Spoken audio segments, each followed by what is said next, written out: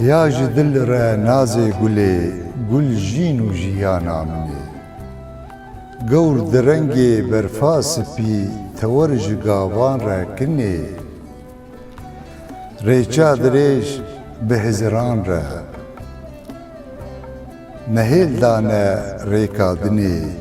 Cîwarên her du rengê te, hin ji xewn sawêran hilê. Hestiyarım kawir gulê.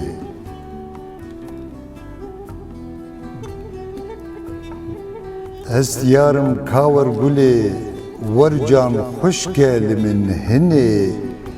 Bi vîndarî jar û mestim, demjîn û jiyana min e. Ergûşkên dirûkê te de,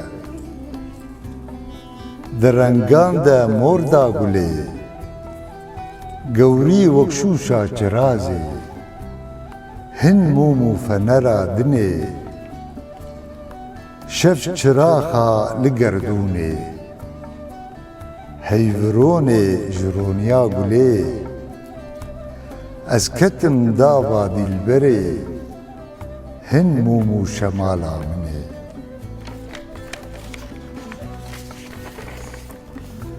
Leylan ji ber çawa hilê, di ramanan din dikelê. Mûran here venegere, demcame pirkirî gulê.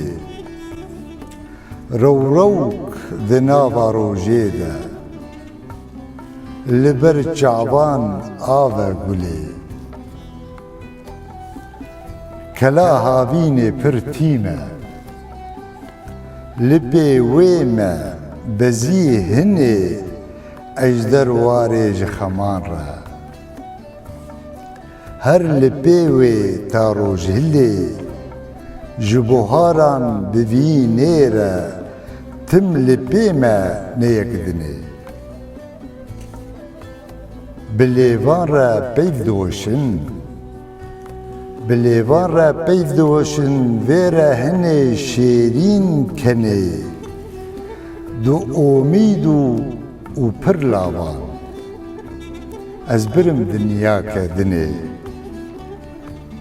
hinas bi jînê re xweş kir wê şepalê. Bi dil hinê, ronahî da jiyana min, deveger bi demek dinê.